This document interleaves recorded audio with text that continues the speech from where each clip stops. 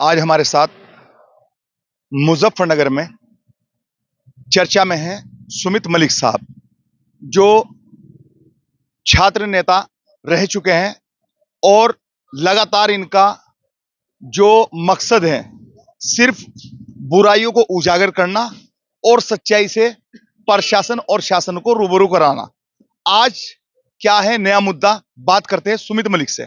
जी, मेरा नाम सुमित मलिक है।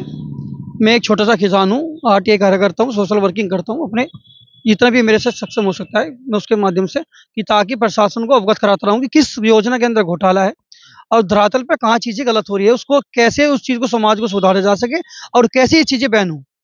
लेकिन पिछले कई लंबे सालों से मैंने वर्ष 2018 में एक शौचालय घोटाला था, वो करोड़ों का घोटाला मैंने उजागर करवाया था। मैंने शासन से जांच रिपोर्ट अपने एफिडेविट पर कराई थी।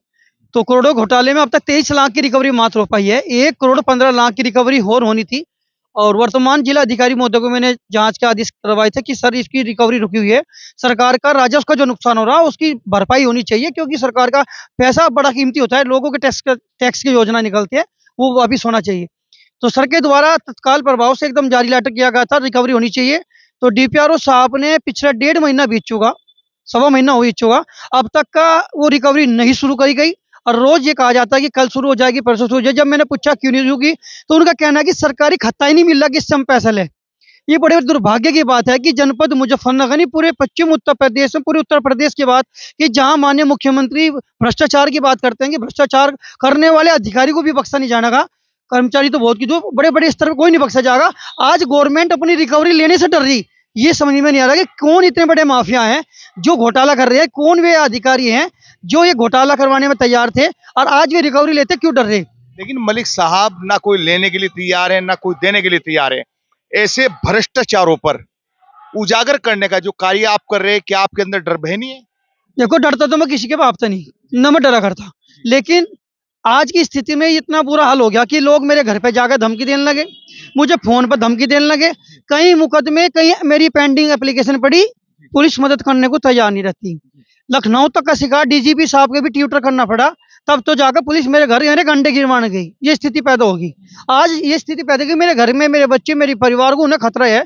मैं अपनी मौत से नहीं डरता, लेकिन परिवार को क्षति ना पहुंचे उससे मुझे डर लगता है कि मेरे एक छोटा सा बच्चा है, एक मेरी पत्नी है, मेरे बूढ़े माँ बाप है, मेरा परिवार है, उसको क्षति ना पहुंचे। इसलिए आज मैं जिलाधिकारी महोदय के लिए एक प्रार्थना पत्र लेकर आया हूँ। इसमें मैंने सुरक्षा के कैमरे में जरा दिखाएंगे आप थोड़ा सा। मैंने प्रार्थना पत्र इसलिए लेकर आया हूँ क्योंकि बार बार मुझे धमकी मिली गई यार, मैंने सुरक्षा दी जा पुलिस से कि मुझे सुरक्षा मुहैया कराई जा। अगर मैं गलत हूं तो मुझे तिहाड़ जेल भेजा जा। अगर मैं सरकार के राजस्व का नुकसान बचा रहा और उनके पैसे दिलवाने के लिए सरकार को कह रहा कि अपने छोटे अधिकारी जो गलत कर रहे हैं उन्हें बैन करो, और जो गलत काम हो रहे, नशा हो रहा, नशा चल रहा हो, नशा करोड़ों में पकड़े गए, फार्मेसी योजना की फाइल गायब होगी, जो 2 करोड़ 30 लाख का गलत लोगों को, माफिया को दे दिया, बड़े बड़े ऐसे लोगों को दे दिया गया जिनका जो टैक्स जमा करते हैं, जो लग्जरी गाड़ी में चलते हैं, 6-6 7-7 गाड़ी ले रहे हैं, करोड़ों की संपत्ति ले रहे हैं। उन्होंने सरकारी योजना पर पलीता लगवाकर कुछ छोटे अधिकारियों ने और सरकार को बदनाम करने का काम कर दिया। जहां माननीय मुख्यमंत्री जी कह रहे कि भ्रष्टाचार खत्म होगा, वही उनके छोटे अधिकारी ये लूट में लगे पड़े कि लूट कैसे हाथ तो लगेगी सरकारी योजना से। तो उसकी पारदर्शिता करने वाला कोई नहीं मुझे चमका। पर लेकिन मुझे विश्वास है हमारे अधिकारी, जिलाधिकारी महोदय बहुत अच्छे ईमानदार ऑफिसर हैं। मैं फिर उनसे बार बार उनसे प्रार्थना करता रहता हूँ, कमिश्नर साहब हैं, मेरा प्रयास ये रहता है कि सरकार को बार बार उन्हें बताऊं कि आपका राजस्व का नुकसान क्यों हो रहा है, इसे बचाने का प्रयास किया जाए, क्योंकि लोगों के टैक्स के पैसे से योजना आ रही है, वो पैसा क्यों बर्बाद हो रहा है, उसे बचाने के लिए मैं बार निरंतर प्रयास करता रहता हूँ। ऐसे ही प्रदूषण में पन्नी जल रही है पेपर मिलों के अंदर, प्रशासन को बार बार बताता हूँ कि इस पन्नी को पकड़ो। छोटे अधिकारी उसको रफा दफा करते हैं, लेकिन उच्च स्तर पर जब जिलाधिकारी महोदय, कप्तान साहब और कमिश्नर तक, मैं लखनऊ तक भी शिकायत करता हूँ, तो बहुत बार कार्रवाई भी होती भी है, लेकिन बहुत सारी चीजें बचा दी भी जाती है। लेकिन मेरा ध्येय कुल मिला के है कि हम लोग क्यों मरे। कुछ लोग अपने निजी स्वार्थ के चलते प्रदूषण फैलाने का प्रयास कर रहे हैं, तो भी अपने निजी स्वार्थ के चलते ये लोग आम जनता को मार रहे हैं। ऐसा ना हो, सही ईंधन का सही उपयोग करें, ताकि आम नागरिक, जो आम लोग बाग है, छोटे बच्चे हैं, महिला है, पुरुष हैं, उनके जीवन में, उनके स्वास्थ्य को हानि ना पहुंचे, उन्हें नई बीमारी जन्म न ले, कैंसर जैसी घातक बीमारी ना जन्म ले। इसलिए मेरा बस कर्तव्य यही है, मैं अपना कर्तव्य समझता हूँ कि जीवन में हमने इस धरती पे जन्म लिया है, तो हम अपने समाज के लिए, इस सृष्टि के लिए, इस आम जनमानस के लिए हम क्या प्रशासन का, सरकार का क्या सहयोग कर सकते हैं कि जागरूक करने के लिए। ये मेरा निरंतर प्रयास रहता है। उसके बदले में मुझे फ्री फंड की धमकी मिलती है। बड़ी बात है सुमित भाई कि आप लगातार भ्रष्टाचार को उजागर करने में लगे हुए हैं कि कहां-कहां पर किन-किन जगहों पर किन-किन विभागों में भ्रष्टाचार हो रहा है। आप बार-बार उस पर रोशनी डालते रहते हैं। आपका ये भी आरोप है कि भाजपा सरकार एक तरफ भ्रष्टाचार खत्म करने की बात करती है, दूसरी तरफ कि मुझ जैसा एक आम आदमी जिसका कोई राजनीति से या किसी भी उससे लेना-देना नहीं है, सिर्फ मैं एक देश हित में सोचते हुए उन भ्रष्टाचारियों को उजागर करने का कार्य करता हूं। आप बिल्कुल सही कह रहे हैं, लेकिन जहां यहाँ मुजफ्फरनगर में आप बड़ी बात है क्या यहाँ पर जैसे कि दो मंत्री हैं आपके बीच में, केंद्र मंत्री संजू बालियान सेंट्रल गवर्नमेंट में मंत्री हैं, कपिल देव अग्रवाल जी। क्या आपने कभी उनसे ये बात नहीं रखी कि इस तरीके से अधिकारियों में मेरी जाने के बाद सुनवाई नहीं हो रही? मैं कई बार शिकायत करता हूं क्योंकि वो भी भाई जो राज्य और प्रदेश सरकार है, तो कहीं न कहीं उनकी बहुत बड़ी अहम भूमिका है, उनकी भी ज़िम्मेदारी है। तो आपने क्या कभी मलिक साहब आपने बात नहीं की? मैंने दोनों माननीय मंत्री जी को मैंने अवगत करा रखा है। अब से नहीं, कई वर्षों से लगातार करता रहा जब से मंत्री हैं। बहुत चीज़ों पे कार्रवाई होती है, लेकिन कुछ चीज़ों में आके वे उनकी मजबूरी हो जाती है। वे उस प्लेट सामने ये चीज़ें नहीं हो सकती। लेकिन हम तो मंत्री जी को हम अवगत करा रहे हैं, करना ना करना तो उनका काम है। मेरा काम तो बार-बार अवगत कराना है और निरंतर कई सालों से मैं दोनों को मंत्री को अवगत करा रहा हूँ। बहुत सारी चीज़ें तो ऐसी भी देखने को मुझे मिली कि मैं तो पकड़वा देता हूँ, कुछ लोग छुड़वाने में लगना शुरू कर देते हैं। लेकिन उन राजनीतिक चेहरों का, उन राजनीतिक एक अच्छे व्यक्तित्व का मैं उन्हें धन्यवाद करता हूँ। मैं नाम नहीं लेना चाहता, कुछ चीज़ें ऐसी होती हैं, नाम लेना नहीं चाहता। कुछ पॉलिटिकल आदमी ने बहुत सपोर्ट भी किया और मदद भी की, उनमें कार्रवाई भी हुई और कुछ पॉलिटिकल आदमी बचाने में पूरी जान लगा देते हैं।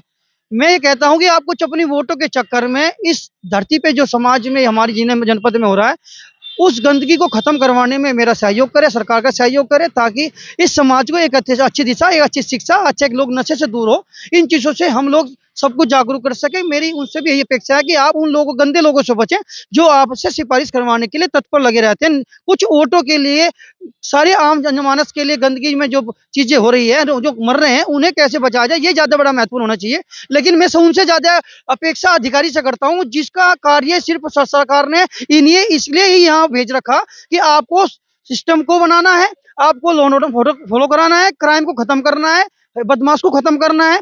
आज स्थिति है कि अगर लोग कहते हैं कि ये अपने इस निजी स्वार्थ में सुमित काम कर रहा है, अगर कोई एक व्यक्ति पूरे हिंदुस्तान में, जब तक कि मैंने किस-किस के खिलाफ कार्रवाई करवाई पूरे सिस्टम में, एक व्यक्ति अगर ये बताता है कि मेरा कोई निजी स्वार्थ है और मेरी कोई वीडियो या फोटो या रिकॉर्डिंग कोई अगर ला दे, और तो मैं तिहाड़ जेल में जाने के लिए तैयार हूँ।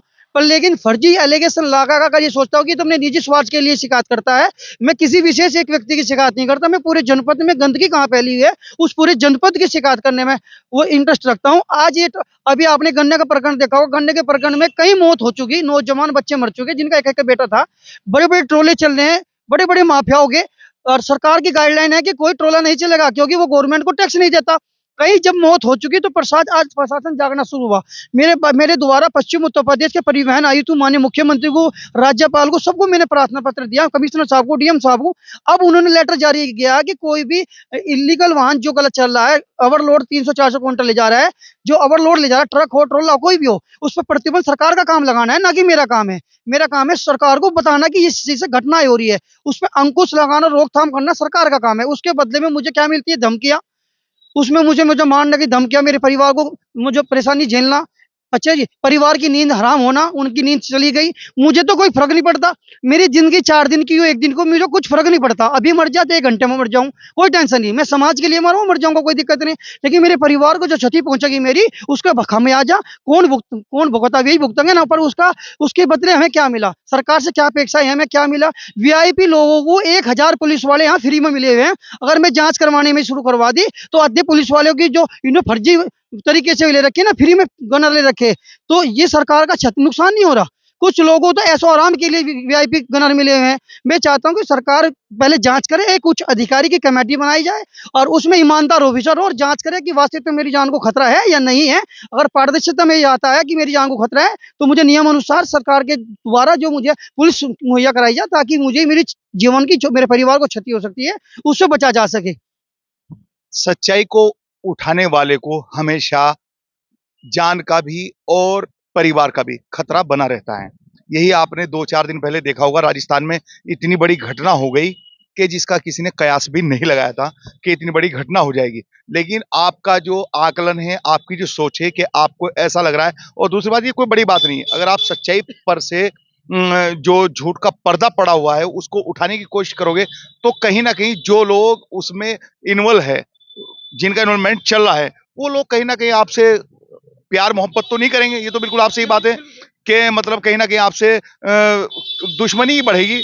लेकिन उन चीज़ों को सबको आप दरकिनार करते हुए, उन सब चीज़ों को आप पीछे छोड़ते हुए, अपनी जान की और किसी चीज़ की परवाह ना करते हुए, आप फिर भी एक सच्चाई का साथ दे रहे हो निस्वार्थ। और ये भी मुझे कहते हुए कोई गुरेज़ नहीं है कि सुमित भाई, जब से आप इस काम में लगे हुए हो, भ्रष्टाचारों को एक नई उसमें लाने की, जो कि भ्रष्टाचारी पे एक पर्दा पड़ा हुआ मुजफ्फरनगर में, किसी भी विभाग की बात हो, जब से आप लगातार, आज तक आप पे कोई एलिगेशन ऐसा नहीं है कि मान लिया कोई ये साबित कर दे कि हाँ भाई, सुमित मलिक द्वारा यहाँ पर ये कोई डिमांड करी गई, कोई बात रखी गई। बहुत बड़ी बात की आपने। आप अभी चर्चा के दौरान एक बात और कह रहे थे कि जो प्रदूषण की अहम कड़ी है, वो कहीं ना कहीं भाजपा ज्वाइन करके किसी बड़े नेता द्वारा, उसकी भी फैक्ट्री में बहुत ज्यादा चल रहा है। नाम को छोड़ दीजिएगा, नाम नहीं लेंगे हम, लेकिन क्या ये कहां तक हकीकत है? हकीकत ये है कि जिसे भी दिखाई देगी सरकार तुझे जेल में भेज देगी, तुम्हारा बुलडोजर चला देगी, वो तुरंत बीजेपी ज्वाइन कर लेता है और फिर वो अ, अपने पैसे से, अपने वर्चस्व से और बड़े एक पद लेके अपने वो सारे गलत, हिंदुस्तान के जितने गलत काम होते हैं वो सारे करता है। अभी कुछ ताजे ताजे बीजेपी में गए नेता, उनकी फैक्ट्रियों में वैक्सीन, जूते, चप्पल, पन्नी, कचरा खुलेआम चलता है, लेकिन आज तक उनकी फैक्ट्री पे कार्रवाई नहीं हो सकी। वहां जाके कहते हैं मैं सूचना दूंगा कि यार ये वीडियो ये चल रहा, वहां जाके क्या कहते हैं, छोटे के अधिकारी जो कर्मचारी जाके फोटो भेजेंगे दूसरी जगह का और कहेंगे कि वहां तो कुछ नहीं भी पाया गया। मतलब जीपीएस की लोकेशन को झूठा साबित करने के लिए लगे होते हैं। जीपीएस की लोकेशन को झूठा साबित कर सकता है? नहीं कर सकता। जब सरकार जीपीएस की लोकेशन को सत्यता मानती है तो जीपीएस की लोकेशन वही तो होती है, करंट की लोकेशन, और उसको वीडियो में दिखाई दे रहा कचरा जल रहा है और कुछ फैक्ट्री पे मौके पे जलता पकड़ा गया, उसके बावजूद भी 1 महीने बाद नोटिस भेजा जाता है। जब क्योंकि जब मैं बार बार जिला अधिकारी को ये कहता हूं कि उनके खिलाफ कोई कार्रवाई नहीं हुई है जो पन्नी चला रहे हैं, तो तब 1 महीने बाद नोटिस भेजा जाता है, तत्काल कोई कार्रवाई नहीं करते। तो इसका मतलब क्या होता है कि कहीं राजनीति, कहीं ना कोई प्रेशर है जिसकी वजह से कुछ छोटे अधिकारी कार्रवाई करने से बचते हैं।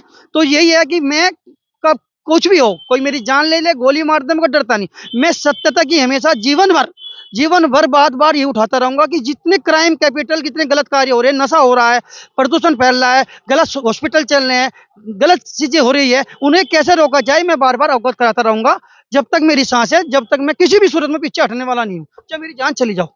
थैंक यू सुमित साहब, आपने बहुत शाहलट में चर्चा के दौरान एक बड़े बड़े खुलासे किए और बड़ी बड़ी बात रखी है। लेकिन आप शाहलट के माध्यम से, क्योंकि शाहलट चैनल डायरेक्ट हर अधिकारी भी देखता है, हर राजनीतिक लोग भी देखते हैं, और आपका जो एलिगेशन है ये भी बहुत बड़ी बात है। सुमित मलिक साहब छात्र नेता है मुजफ्फरनगर से, जो काफी लंबी पारी खेल चुके हैं छात्र नेता के दौरान। लेकिन अभी तक कोई राजनीतिक किसी भी उसमें इन्वॉल्वमेंट सुमित मलिक साहब का नहीं है। लेकिन इनका एलिगेशन साफ साफ है कि ज्यादातर जो लोग देखते हैं कि सत्ता आज उसकी आ गई, तो सत्ता की आगोश में आने के बाद में उनको सिग्नल मिल जाता है कि अब तुझे सर्टिफिकेट मिल गया, ये अवैध कामों को अंजाम देने का। सुमित भाई की जो एलिगेशन है, अब उन पर अधिकारी काम करेंगे। आप देख रहे हैं कैमरामैन समीर मलिक के साथ अरशद राणा की कचेरी मुजफ्फरनगर उत्तर प्रदेश से एक खास रिपोर्ट।